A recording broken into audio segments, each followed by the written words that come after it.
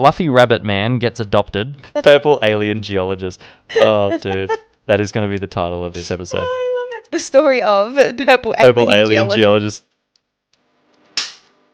Yo, this thing's actually really cool.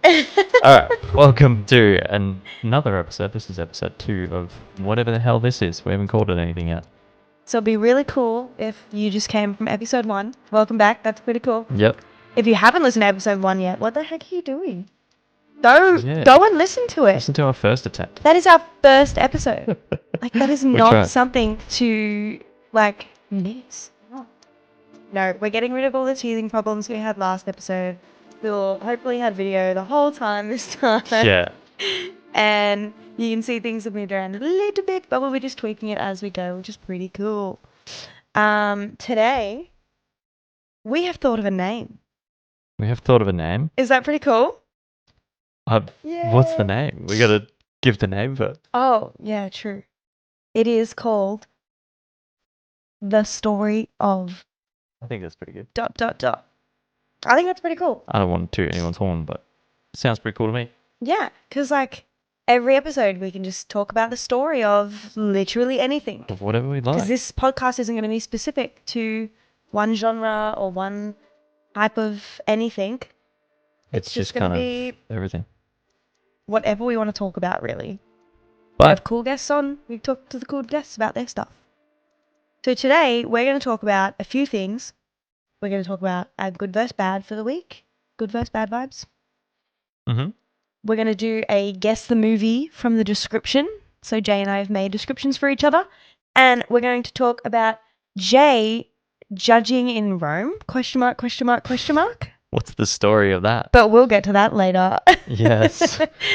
Awesome. So this is going to be fun. So do we want to just kick it off with good versus bad? What's your good vibe? Good vibe. What's your good bad? What's my good bad? What's your good bad? My good vibes, if anyone's actually watching this, you can see in the corner of the screen, we have an army of little rubber duckies that we have, and they're pretty cool. And they're all nice little characters. Yeah, they're little characters. So Jay is going to explain this is the good vibe. So I went on and found a heap of really cool individual duckies for Jay, because Jay has a cool thing that he's got. Yeah, so for those that are into cars, the Jeep Wrangler scene has a duck Jeep game where you duck other Jeeps. So if you like someone's Jeep and you're driving down the street, you see it parked up, you stop and put a rubber ducky on there. And so we thought we'd be a little different and order. And it's kind of popular around our area that we're in, and I have a Jeep Wrangler. So you've just bought the Jeep Wrangler too. I just bought it as well. So we're new to it. Yeah. But we're trying to we just ducked our first Jeep a few weeks ago. It's probably really obnoxious, but the guy who we did it to, he loved it. We seen him jump back in his car as we were jumping in ours, and he was trying to work out, and he was really happy that he got a duck. That was actually kind of fun. It was really cute. Yeah, and I've got a couple in my car now. We've got one on the forklift at work. I'm going to put one in my car. This is my one. Hang on. It's like a princess rubber ducky for the audio listeners. It's like a princess rubber ducky. It's a little rubber ducky with a tiara, sunglasses, a chain, and it's on a pool floaty that has rubber duckies on it. And I think it is the coolest thing ever. And that one's mine. Yeah, and we've got what do we got here? El Quack Capone. Yeah, we've got El Quacko. We've got Biggie Quack. Yeah, we got 2 Quack Shakur. We got all these different ones. There's a lion, Big Quack and Little Quack. There's baby quacks. They're so cute. There's heaps. They're so cute. For some reason, we have a lot of Easter and Christmas ones. We did a random one. So, a mix bag, and they seemingly gave us 8 Easter ones, and then a lion and a Christmas duck. Which, fine, very festive, but we just passed Easter, so... Yeah, exactly. But that is a good vibe. It is a good vibe. I'm very excited to put these on some Jeeps that we see. Yeah, that is a good vibe for the week. I think that's awesome. What's your good vibe or bad vibe? My good vibe, we're going to talk about one of them. Yeah. That is that I got selected to go judge in Rome for scootering. Woo-hoo, yeah. Freestyle scootering. It is a sport. We're going to talk a bit about that. Or we could even talk about the story of scootering one day. But another good vibe was this morning, my brother came up here. Or, sorry, he didn't come up here this morning. He was up here for the weekend and doing we are in Queensland, by the way, and he's from Victoria. Yeah, so he came up to Queensland and was doing this like filming for like a military course. Oh, it's pretty cool. It's like a 24-hour like challenge thing. Yeah. I caught the end of it and dude, they are brutal. So they're like crawling on the beach and dudes are literally like degrading these people. Almost not degrading because they signed up for it. Yeah. But it's military motivation. So it's like pure like drill sergeant stuff. Yikes. And I don't know, it was funny. They found fun in it. Some people like dropped out of the 24 hours, as you might but if that's what you signed up for, and like a lot of the guys are ex-military, and it was really cool hearing some of their stories. I only heard a couple anyway, but they sound like they all had fun and they're all come out stronger on the end of it. And there was even like a girl who was in it for the full 24 hours, and she was like the one to kind of pick people up and get them remotivated when they wanted to drop out. Like, oh, it's a wicked team. Wow. So seeing that was a vibe, like just to see the camaraderie. So yeah. Wow. That's a good vibe. I don't really have a bad vibe. Oh, actually, I kind of do. So mine's kind of like a good and a bad vibe. So I talked last episode. If you haven't watched it, go watch it. Or listen to it. I talked about the It Ends With Us trailer because it came out the day after we recorded that last pod. And now it is out. I have watched it. And there's also been an interview with the original author of the book. And it has explained a few things that will make it make sense. So I said there was a lot of controversy with the age of the actors that they've chosen to portray these people, because in the books, the main two characters are 23. So the main girl, Lily, is 23, and Ryle, the main like love interest guy, is 30. That's a big age gap from 23 to 30. There's a lot of growing up in that. Mm. But they've changed it about 10 years older, and they've described why they did that.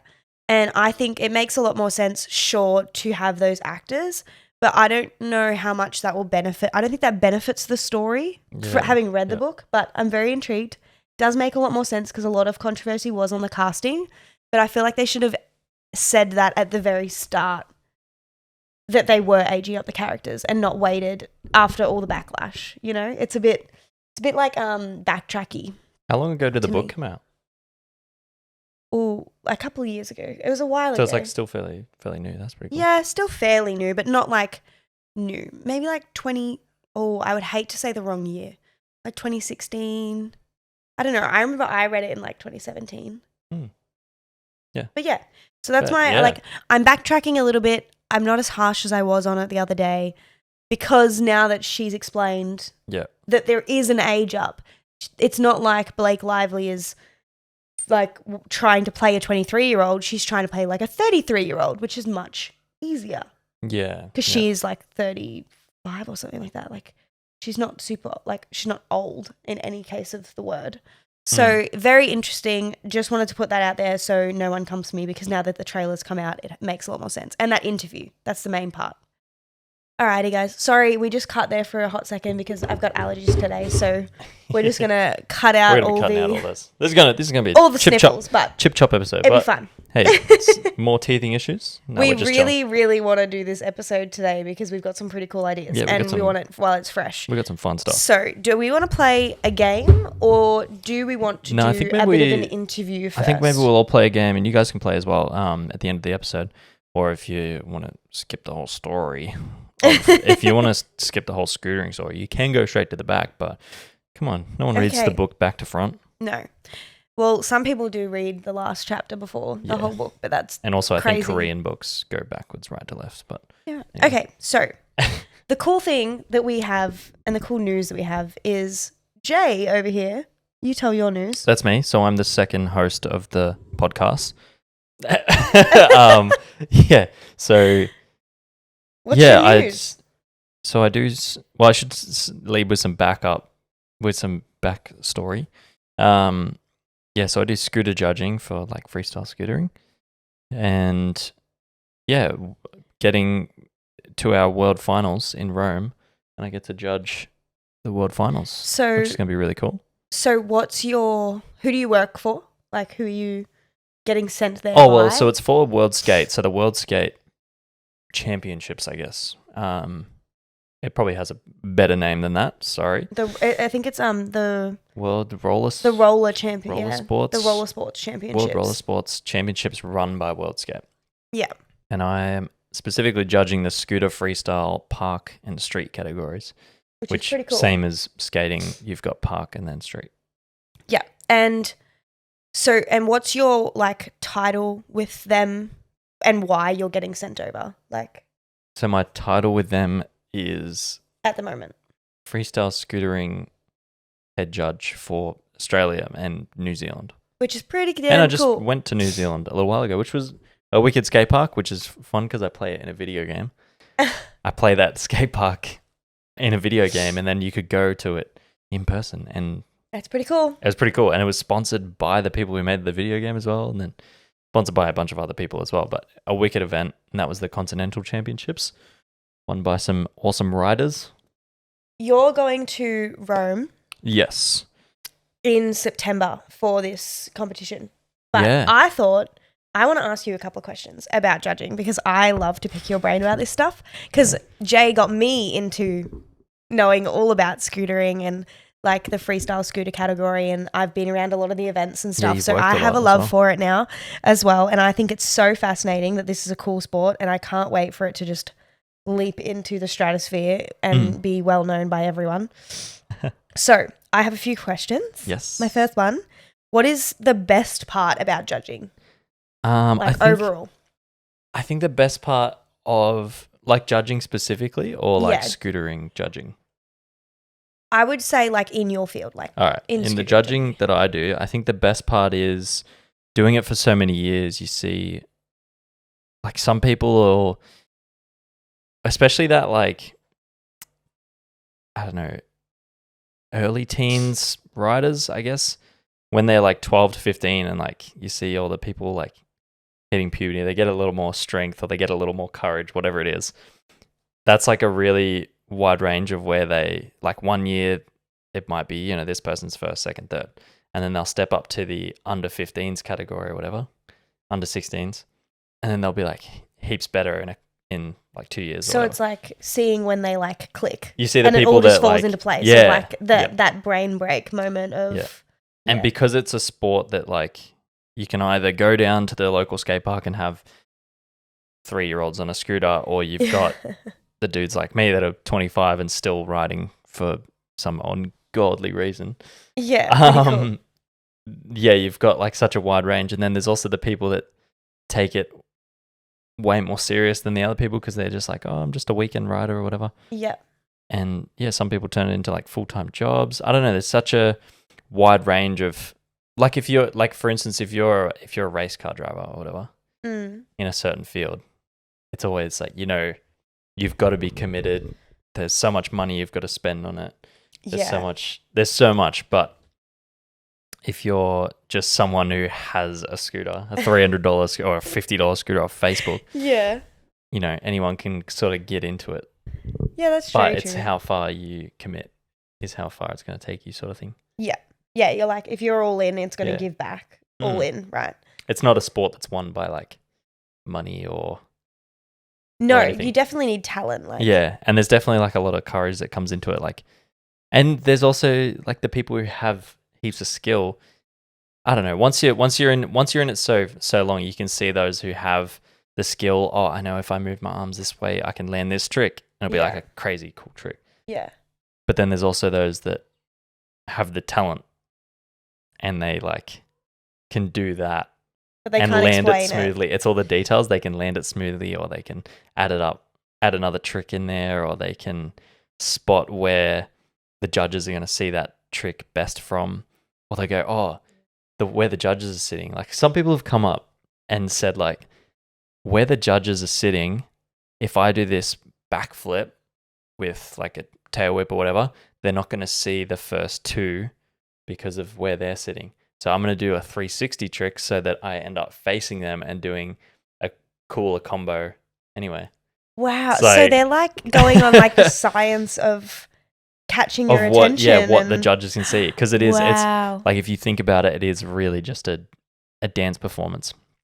Yeah, and like in dancing, they Yeah. pretty much tell you to like eyeball the judges as you're dancing. Yeah. They tell you to like aggressively like watch, like look at them and make eye contact. Yeah, spot on. That's crazy. Like there is a few things that are like based off of, I guess, facts and logic. There's a couple categories that you kind of think about, like if someone's dropping a foot or if someone's doing this, like that's something everyone can see, like that is a foul or a penalty. Yeah. That's a penalty. Oh, yeah, cool. But then it's all the creative side of it, style, or how much speed they get, how much whatever, that's up to interpretation for judges. So and that's why you have multiple judges. Yeah, and that's why you have, because it's not just hard and fast it's not all rules. opinion based, but some of it is. Okay, next question. Majority of it is. Kind of the opposite end of that. What's the worst part about judging? The worst part? Yeah. I think the worst part is the mental strain. It also, this is gonna make me sound like feeding for attention or something. I don't know. It's like the mental strain, but it's also a job that no one, not that they don't take it seriously, but I guess like you could sit there all day, see like 300 people, and then someone like 300 runs, you'll see like 300. So 150 riders is what I've seen in like a day at some of these comps. Yeah. And they both get two, and each rider gets 2 runs each. So you've got to see 300 runs, and someone will come up at the end of the day and go, oh, I was really like, I don't think I did my best. What did you think about this? And you go, what? Like, can you show me a video of your run? Yeah. Because as soon as it's after that heat or that, like as soon as I've put in my scores, that is kind of out of my brain, right? Yeah, which I think everyone who judges is kind of always getting better at that. Like taking mental notes or remembering. Sometimes we don't remember it by people's names or whatever, just something they have on their scooter or something they're wearing. Oh, that was red shirt guy on his first one that we seen an hour ago in his first run. We seen him do this. And it's also like the format's changing, like we're getting shorter heats and things like that. That's why Jeremy Merrin wears all pink, right?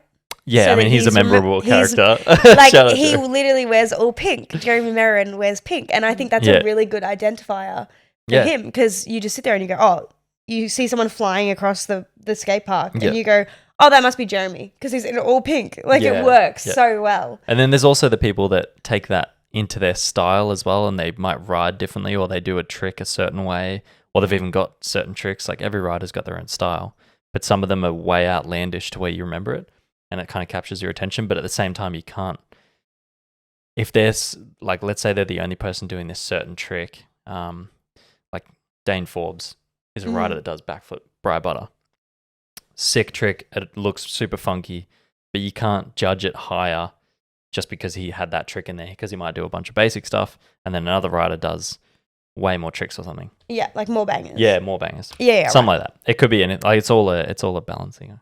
Yeah, that's pretty cool. Yeah, but that's the worst part, the mental strain. But like also, not that there's not recognition for it, but you definitely some people don't need the recognize. energy bars. Yeah, like you need to eat bananas for the slow release and everything like that. That would make a lot of sense. That's probably the worst part of it. So the next question I have is, how do you judge differently for the different age categories? Like, what is like the kind of the basic idea of like, how do you judge like a group of 6 or 7-year-olds to like the under 16s? Like, how do you equate for their ages and the differences as the categories? I suppose think of it as like a bell curve. Yeah, there's always going to be that hard middle pack where, all the 7-year-olds might be doing, they've just learned like how to ride the ramps, whatever. Like the super basic, like they've learned to roll around the park. Yeah. Obviously for an under 16s or whatever, or a pro rider, that's the bare minimum. Oh, you know how to roll around the park? That's cool. Like, great, good show job. us the trick. Yeah. But, then you see, like, dude, some people in under 7s are doing like flares. There's like that flips. One of the kids, I can't remember his name, but we were at a comp last year and he literally did a flare and he was in under 7. Like, what the hell? Like, excuse me? And then so that's the bell curve. And it's like, so true. you've learned to roll around the park. You can also do like tail whips or hand tricks, grabs, like whatever it is. But then you've also got flares. So this kid has different types of tricks. And then I suppose that's the best way you go about it.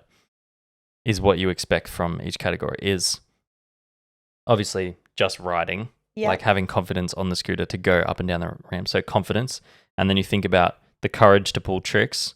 So then it's like, oh, this person can move. Maybe they're not afraid of like letting go of the scooter, like so they can do a bar spin or a tail whip. Oh yeah. And then you think about once they've got that down, then it's like combos of tricks, which is another like courageous thing. But then it's like, oh, now they can do it with style. So that person has done it enough to where they're confident enough to do it, but also like they've got the skill to land like in style, or they've got their own trick. Yeah, that's that they do best or something, like, you know. Yeah, so I suppose that's if that's a good way to answer that. Yeah, I like that. Yeah, but it's always a bell curve. Yeah, every category is like whoop. Yeah, because you're definitely right with the whole like mid pack of everyone kind of unlocking the same tricks at the same time, because they also all ride together as well. Like they're all friends and they all ride together and they're all learning the same tricks at the same time and teaching each other. So and I can't think of like how many times we've had. Because we watch, or the idea is a good judge would like watch practice, so you can almost sort out where they're going to be on the ladder before it even happens. All they've got to do is like actually land it. Yeah. So, and you've probably seen us like so many times. They're like, oh, we know that if that person lands what they're doing, they're going to get like first or second. Yeah. Or like first and second. All the like those two we're going to weigh up, but the rest of the 7 riders, we don't know where they're going to end up. So who's going to get third, fourth, fifth, sixth, whatever. Because the mid-pack is so hard to differentiate, because they might be all the same run. Yeah, you're so right. Yeah, or so similar. It's just getting all the details. Okay. That's probably the hard part. Yeah, that would be hard. Yeah. That mid-pack is probably harder than, sometimes maybe way harder than 1, 2, 3. Yeah. Literally. Definitely. Yeah. I've heard you having that conversation with the other judges before of like, oh yeah, no, 1, 2, 3, that's easy. We've got that. But like, where do we put 4 to 15? Yeah. I think because sometimes my job is putting in the data of all the judges' scores so that they can figure out what the standing is before, and then they can go back and change it. And at one point there was like, it was a nationals, and between 4th and 15th there was like 8 points, there was like 6 ties. It was insanely close, and they spent like an hour and a bit trying to figure out 4th to 15th. It wasn't even 1, 2, and 3 that they had to worry about. That was easy. It was placing 4 to 15 right, because there was also like tickets to the World Championships involved that only went to like the top 10. So they had to figure out who did and didn't get it. It was really hard. Yeah, I do not envy your job in those situations. I could not judge. I will happily input the numbers. That's probably another thing, is like someone told me a long time ago that judging's more about like how confident are you in your own scores. Like if you've looked at the criteria, how confident are you in saying like, oh, that person deserves this score because they've done this and this and this and this. Yeah, like, right. Yeah. Okay, are you ready for the next question? I got a couple more. Yep. So this one's more of a backstory. So how did you get into judging? How to get into judging? How did you start judging? I fell into it and I sucked when I started. So I did like filming and whatnot for some of the competitions. Through a friend? Yeah, through a friend that was riding in the competitions. So we did like a nationals competition, and I just got asked, can you jump on a camera? So I jumped on the camera and probably got paid like $100 for it. And I was like, oh, this is cool. So I get to watch my idols like ride the skate park and get paid for it. That was fun. And then I think the next year I went to the first round and just took photos on my own camera, and then they only had 2 judges and they needed a third. And I got put by myself like in one of the corners of the skate park, and they're like, oh, cool. This is this and this is this. I was like, okay. I was just like putting down numbers, and like turned out I was doing one of the categories entirely wrong because the system was kind of hard. They also at that point didn't seat the judges together. They had them separated. Yeah, right? No, we're all separate. So there was no communication between the judges, which that you need to have the 3 judges together. I think that changed pretty quick. Yeah, they need to go together. Like it's crazy. But I don't know. That was like 6-7 years ago maybe. Yeah. And then like we've had a big change in like the organizations that are running the competitions, and this other one seems to be like, this new one that's has like got all this knowledge with like skating and rollerblading. Yeah, they have the background. Inline, sorry, not rollerblading. They don't like that. No, it's called it is inline. They have the Which is background though, sick. and they have the history of other like roller sports. So adding scootering in was just the natural next move, right? Yeah. And so far I think like the only event I've done with them. Well, yeah. The only event I've done with them so far has been Top miles tier. above. Like it's so easy. They make it really easy. You got like just an iPad and it's 0 to 100. So as long as you already know how to judge, which the old format of a different organization, that helped with a lot because it laid out the categories. It was good how for much, teaching, yeah. Yeah, and how much you like weight you should give each category. Yeah. Like difficulties easily, we all say like difficulty is probably the thing that's going to give you the most points. But if you have a really difficult run with no style, you're only going to end up in the mid pack again. Yeah. So yeah, once you know how to give each category different weights, then using this 0 to 100 thing on the iPad and you just write notes on a piece of paper and away you go. That's great. And it's like, live scoring, right? Yeah, live this scoring. This new as one's well. live scoring, which is pretty cool. Yeah, really cool. I jumped on when you were in New Zealand and I was very sad and missing you because I was here all alone. I jumped on to the live stream for like the pro men and the live scoring was so great. And also like the boys can see, or like the men can see what their scores are as they go. So they can see what they have to throw the next round to land and like, everything like that. Like, so that person, like it might have all the scores and you're the last person in that heat and you do a run and you're like, oh, I could have done this and this better, but let's see where the score comes out. And then you pop up to like second. You're like, oh, damn, I've got to do better to get first. Like, so I got to push even further. Like, and it adds a lot of drama if you're like on the day being there. I think the street got cancelled, but the street competition, because they do like a best trick, just the way the format is awesome. So you get all the scores for like the competition runs, and then it's like wicked. Now we've got every rider has to go and do a best trick, and they just go back to back to back. So you see people throwing down one banger, and that also accounts to their score. So then the board's like shuffling around, people are going around. Wow. And so one trick gives you 50 points, whereas the competition gave you 100. So it's out of like 150. And it can get down to the last person. They like just land their best banger. And you don't, even as a judge, you don't know where the scores are going to come out because I might disagree with the people who are next to me. We'll talk about it and they'll be like, oh, that was sick. Like, I reckon it deserves this. But like this I is might sick disagree. Could be like a 48, whereas yours could be like a 40. So when it's averaged amongst all the judges, it's like boom. And then they pop up to like third or fourth. And then it's just like the crowd goes wild. I'm so excited to see that live. It's going to be awesome. Like it's going to be so cool. Be awesome. That's so cool. Okay. Especially on the world stage. Like it's going to be. And some of those riders are insane. Yeah. Okay. So the next question I have is, what is the best competition or singular run that you've judged so far and why? Like if you can think back, like one that sticks in your brain, either a run or just a competition where it was like, you know, you're sitting there going, oh my God, I'm so happy I get to judge this category on this day. Like this is so fun. This is so good. It's so tight. Yeah. What would you do? So I'd probably say two, being that we've had the two different organizations. Yeah. That's so great. One of them was, I think, was it Sydney? I know exactly what you're talking about. Is this when I was filming? Yeah, the one that you were filming. Okay. That was a great one. That was 2018, 2019? Yeah, and I think it might have been Sydney. Like under 16s or something. It was awesome to judge just because there was like 3 dudes battling for first place and it came down to like 0.5 of a point. that was pros. It came down to 1 foot stomp over out of the bowl and into the next thing. Is that what you're talking about? Oh, no, that was a good one too. That was Sydney as well, but different park. That was like Slam.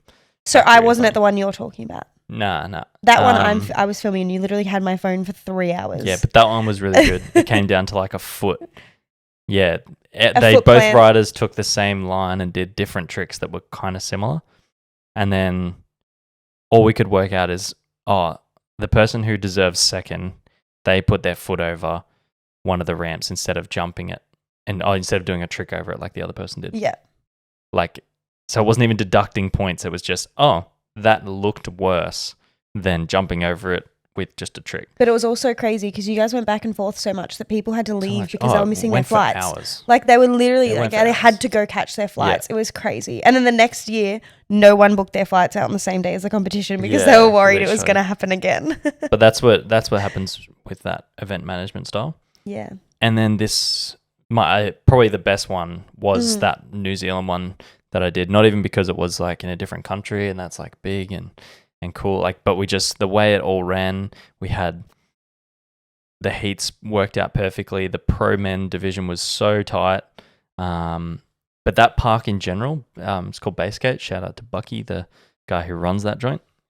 They took care of me. No, they did. Which is really good. So, but yeah, the pro men's division. So that park is really hard to ride. Yeah. Because it's just so big and there's so much space in between all the ramps. So everyone was struggling to get over the park. And the whole week, everyone's like, oh, this park sucks. Like, and it's kind of like, this is where it is. Make it happen. Exactly. Like, you've got to make it happen. Everyone else is in the same position. They have the same park. Yeah. So it ended up coming down to a guy, I think he might be a local. I won't mention names because people might be salty about that, but it came down to like a local rider, or at least a New Zealander and an Aussie. They got really close scores. Some people weren't happy with the scores in the end, but I can still stick by mine because the guy who won it just had bangers that were super clean. I think he's actually a Queensland boy. Queensland or maybe Western Australia. Something like that. I don't know. Yeah.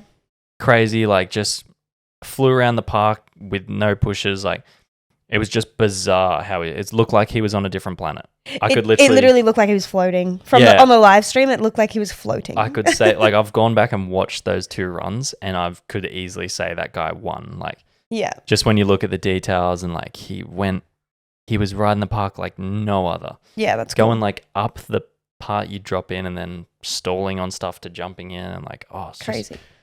All over the park. But that was definitely, that pro men's division. I love that. At New Zealand was awesome. And there was a few like people who, they weren't like major injuries or anything, but they got injuries like in their first, or they went so hard in the qualifiers that they kind of hurt themselves and they got into the finals. And this guy was like, the guy in particular, he was like, no way, like as if I got in to the finals. But he'd hurt himself that bad in the qualifiers just from pushing so hard that in the finals he couldn't do it. He's like, I can't land anything because I'm just so sore. I was like, oh, that sucks. Yeah, that's such a So even just to get to the finals for some people, it's worth so much pain. Yeah. The next, I have two more. What is the thing that you are most looking forward to for the sport in the future? Like, what are you excited to see it get to? I think no one likes to say like what it used to be because it did used to be a bigger sport, but it was never taken as serious as it is now. Yeah. So it's kind of like we've gone one way with some things, but we've gone backwards in others. Yeah. So the sport in total has lost a lot of popularity, but at the same time, it's taken more seriously than ever. You've got guys like Ryan Williams doing like winning BMX championships, and I guess he started off as a scooter kid, and just like some of these dudes are crazy, and like Reese Rogers, like all these big names, Matty Ceravolo, like huge names that are just like, and that's Australia alone. Yeah. That are just popping off and getting taken proper serious. Even Nitro World Games, all the guys who do Nitro World Games, I think like scooter triple backflip happened way before any other category had a triple backflip. And even like Matty with his own skate park now, like he's got Volo Park and all that kind of stuff. Like it's becoming a lot more of a feasible situation. Because I can even relate to some people who don't watch the sport because they're not used to seeing a scooter doing that. So to them, it's like that looks like it. So, like it doesn't look like pleasing. Like skating looks pleasing because you do a big kickflip down a thing and it's like you're floating in midair. BMX, you can see the bike fully. You can see it. Like there's so much, and the tricks are so slow with BMX that you can take it in and go, oh, that was a front flip with a tail whip and that. because they're just so heavy, right? But a scooter, you're doing like a backflip 360 with freaking throwing it over your head and like. And I have no idea what they look like. And then they just land it. Yeah, like what's the guy's name? It's gonna escape me. I don't know. The guy on Mad Gear, or he was on Mad Gear. He probably isn't anymore. So anyway, guy from the UK, but he does like double backflip with like 7 tail whips. Looks insane. I still can't count tail whips. Yeah, no one can. And it's just like, if you've seen that in a competition, you would be like, what even is this sport? I'm turning it off. But also, that's why I don't understand MCs, because how do they call all those tricks as they're happening? Yeah. I don't get it. But this is where I reckon, like, if scootering was given the chance to sit next to X Games or sit next to, you know, skating or BMX in the Olympics or some huge thing where it's you're directly watching it next to one another. Like, yes, we're going to have the World Roller Sports, but it's not like the ones that are on telly or on whatever. They're not huge. Yeah. This is probably going to be one of the biggest things ever, and everyone's hyping it up. It's going to be so good. Mm-hmm. So it's like our first chance to kind of show. Not even our first chance to kind of show. I don't want to say. No, but it is a big chance. It's not it's the a first, big chance. it's not the last. It's just a really good opportunity to show that scooter is in line. With inline with all of the bigger roller sports and that have already got the recognition. Yeah, because they're just as talented, like they're just as athletic, and it's when you hear it next to you. So if you watched BMX and you were like, "Oh, that's a 360 backflip, tail whip bar spin," and then you watch a scootering and it's like, "That's a 360 backflip with a triple tail whip double bar spin," because that's just like because it's a lighter an piece of machinery. Yeah, it's just lighter or something. You'd probably be like, "Whoa, what the hell?" If you didn't really know much about either sport, but yeah, it's really going to pop off and like dudes are just going crazy. Cool. So I have one more question. All right. Yes. What is the top 3 riders that you would love to judge, past, present, or future? Oh, like top 3 dream that you would love to like judge their runs. Oh, okay. This it's gotten hard. This is going back to like you watching like YouTube edits at like 11 years old, right? So it can be literally anyone. Do you want me to pick like riders at events or something? You can any 3 riders. Okay. I would have loved to. Oh damn, that's hard. So definitely. So I can't wait to judge. Oh no, because I got to pick 3. I would have loved to judge Dakota Schutz, like. Not in his prime, because he could still probably do it any day of the week. But Dakota Schutz at Claremont back in the day. Yep. San Diego. Because I even recently went back and watched that. That's like 2013 or something. But he looks like he's in a competition from last year. Oh, wow. Like but I'll have to show you that video. Yeah, okay. I've asked you this question just because I need to now see these videos. Yeah, that's a good one. Yeah. I'd love to have done that. Probably, I'd love to judge a competition with, past, present, or, I mean, probably, Jordan Clark. I'd love to judge a competition where he's riding in it, which I'll probably get to do at the next World Games. Yeah. Which is going to be good. Pretty cool. Because, he's like a very, or at least the way it's presented to me, he's a very competition heavy rider. And I've always liked judging. Who else? Ooh. I don't know. Well, so far you have a past and a present. Yeah, I'm like, okay, so if you want to just do a future, that works. In future, I would like to keep judging and watch the progression of how 2 riders. Can I get 2? You can have 2. 2, because it's kind of like I'd love to keep judging these 2 versing each other, because they're both amazing athletes. And they both take the sport very seriously, and they're both some of the best riders in the game. But Taj and Barney Sullivan. I was just about to say, I can't wait to see what Taj gets to when he gets to pros and has gets that little bit older and has. There's just it's insane. These guys take and it's good. They take the sport seriously because it is, and they see a big future in that. And it's like. Because that's the kind of riders we need. They are the future of it, you know. It is unfortunately, it is like a sport where you can't sort of have a full-time job in it or anything. But to have that drive when you're younger to I'm going to Yeah. be the best there is. And some of these guys do. They'd whoop the butt of some pros any days. Yeah, But- I've been saying for Taj for the last 2 years to just ride in pros. Yeah, Like, so, I'm like, so many just people do probably have. it. But yeah, But but honestly, yeah. those two riders, like, just I think watching the progression of those two versing each other, Yeah. would be fantastic. And I love judging those two, and even speaking to them after a couple competitions. Yeah, They buddy. know there's like a wall there where they can't ask. They can't ask like, oh, am I gonna win if I do this, this, and this? But they'll, like, Taj will come up and give me two options. He'll go, what would score more points with any judge? And he'll be like real around the topic. They're and knowing how to like hack the Yeah. system, and I really like that. Yeah. It's very Like, smart. what would score more points if I was doing this, this, and this, and then did this trick? Would that trick win, or would this trick win? And he'll like give me two options, and I'm just gonna be like, dude, I don't know, but if I was riding, I would do this one to save my energy for something bigger, or something. Yeah. You know, That's like- pretty cool. Yeah, you can't give them a points thing because it also is relative to what everyone else is doing, Yeah. which makes it really confusing. But that's just part of the mental strain. I love Yeah, that. that would be Those would be two my, riders, I'm very excited to watch Yeah. them evolve in the next couple of Yeah. years. Like, I think it's just gonna, as scootering takes off and hits that next level, I think they're just gonna like go with it 100%. One thing I'm not excited for the World Games is going to be dudes like that, but then in every country. So it's like True. all the countries that are competing, there's going to be the mid pack is going to be the best of the best, but there's 20 of those dudes. Yeah.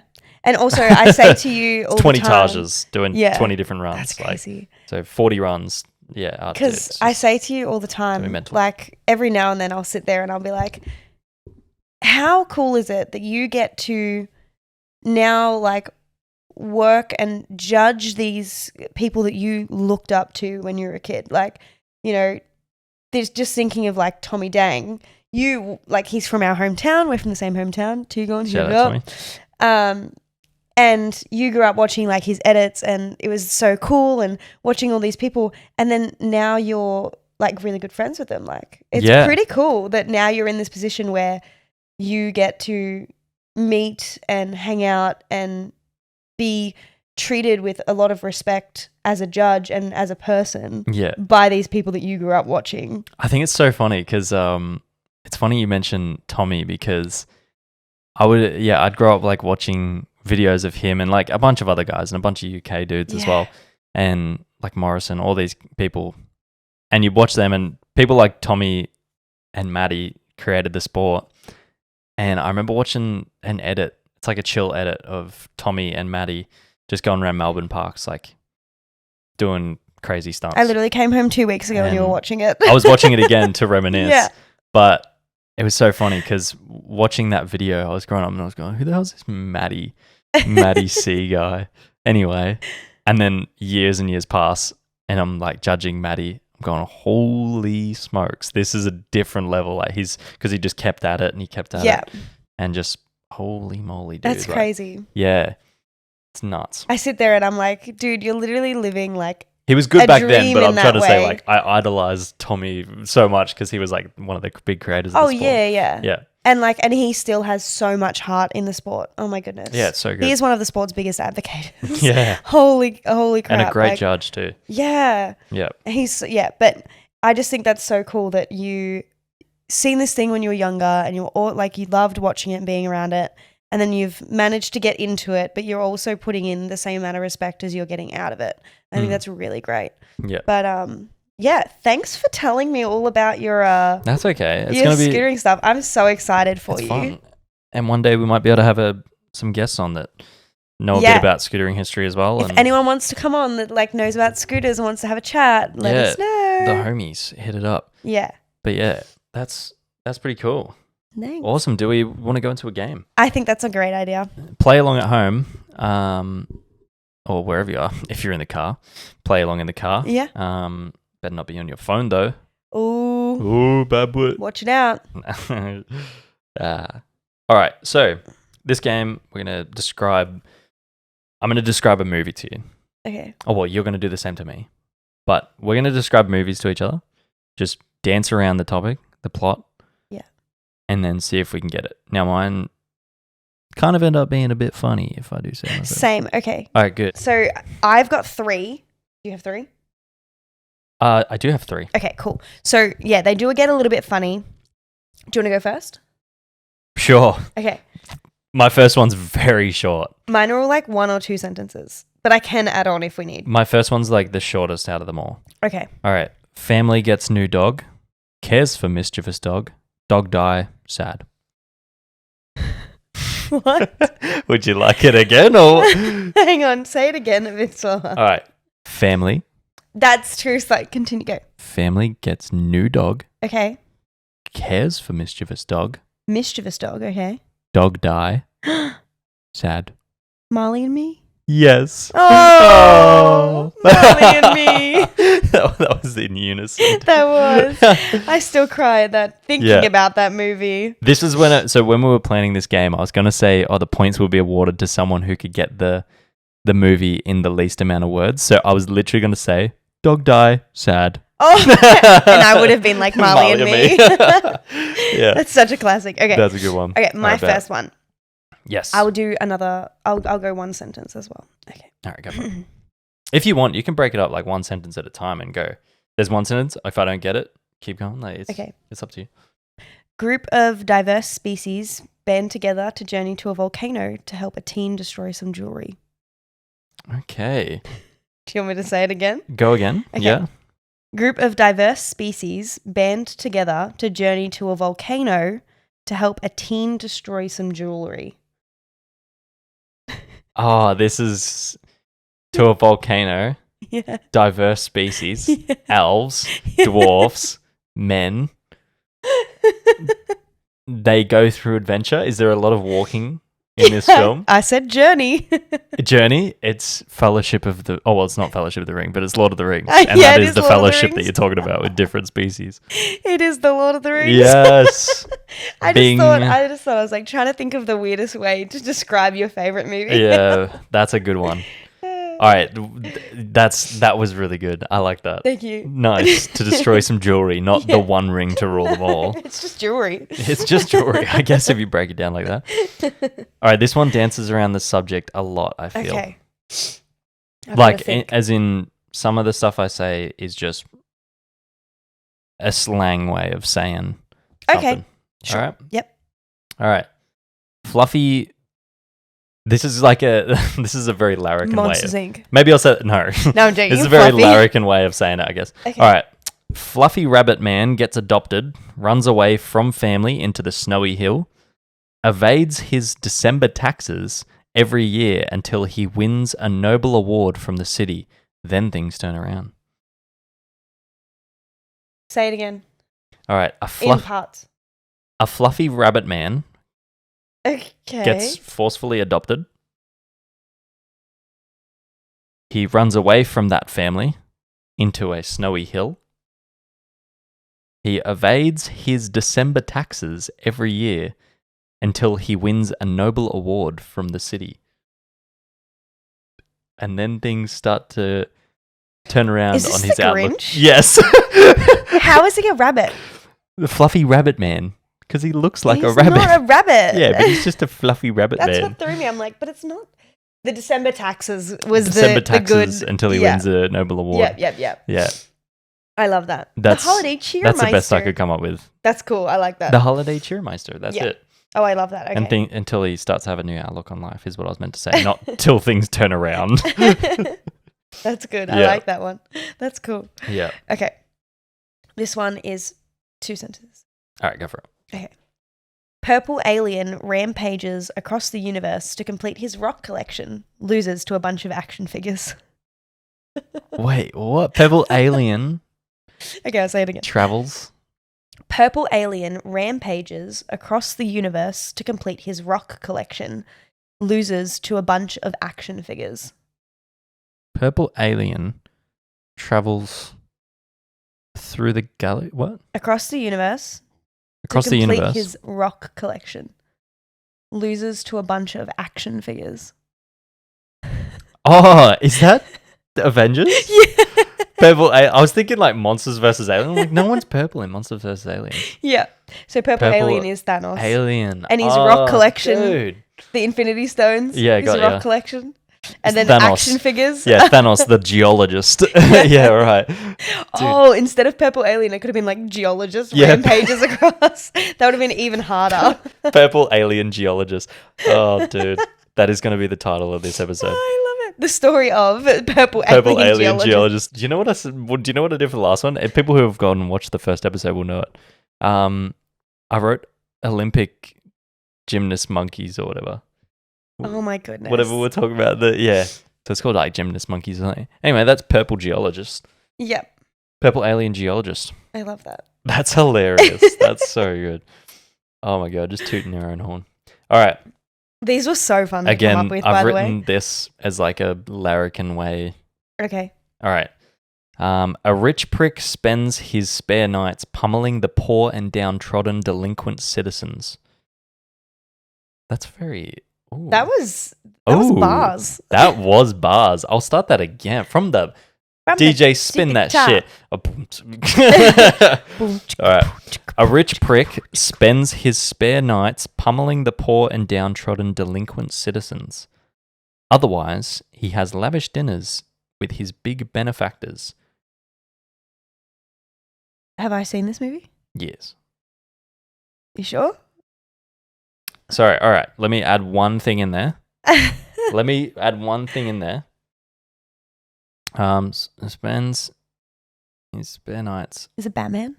Yes. I was going to say spends his spare nights dressing up and pummeling the downtrodden. Because I was thinking Batman, but then I was like, when does he go for dinners? But then as soon as you said benefactors instead of like... Yeah. Yeah, that's cool. Yeah. I like that. Yeah. How good's that? Pummeling The delinquent citizens. That's the best I can come up with for criminals. I love it. Okay, my Stop. last one. In the name of the law, you delinquent citizen. Oh, God. That's sad. That'll get you to stop. Yeah, that'll get you to stop. My last one is actually it's my biggest one. Okay. A physically disabled son is kidnapped after his mother and siblings are brutally murdered. His dad travels thousands of kilometers to find him with the help of a mentally unstable sidekick he meets along his journey. Stephen Hawking went where? What? Okay, so a physically disabled son is kidnapped after his mother and siblings are all brutally murdered. His dad travels thousands of kilometers to find him with the help of a mentally unstable sidekick he meets along the way. What the hell? A mentally unstable sidekick. Physically disabled son. Mother and siblings brutally murdered. Holy fuck. It's a kid's movie. No, it's not. What the hell are you talking about? Oh my god. Okay. Okay, break it up. A physically disabled son kidnapped after his mother and siblings are all brutally murdered. The dad travels thousands of kilometers to find him with the help of a mentally unstable sidekick who he meets along the way. I got no fucking idea. Oh, wait. No, I got no fucking idea, dude. Do you want to tell is you? it? Yeah. Do you want to give up? Have I stumped you? A physically disabled son. Uh-huh. Kidnapped. Mother and siblings brutally murdered. Start of movie. Mother and siblings brutally murdered. Easy start for a child's movie. Uh-huh. Dad travels to find the son, but he meets a mentally unstable person along the way. And they get the son back. What in the Paw Patrol is this shit? What? No, I got no idea. It's Finding Nemo. Oh, for fuck's Mother and siblings. Got you. Because all of the other eggs get killed and his gets scratched, damn. which is why he's physically disabled because one of his fins doesn't work. Yeah, physically disabled son. And then mentally unstable sidekick is Dory because she my has God. mental, like she can't, she loses her memory. I fucked that up so bad. It was so good. That was the one that And they do. They travel thousands of miles. Dude, that's so right. So I think I read something very similar to that like a couple of years back on Facebook, and I thought that was the funniest way to describe that movie. Yeah, that's a good way. So that's the one I started off with because I was like, that's so funny, especially when you say it's a kid's movie after all the terrifying things. Have you heard of like doublespeak? The doublespeak, not a movie. Like the idea of doublespeak is like lying without actually lying. Not even lying, telling the truth, but it sounds like, so weird. Doublespeak is like, it's like dancing around the subject like that. That's so cool. That was like... Oh, yeah, so like lying without technically lying. Yeah.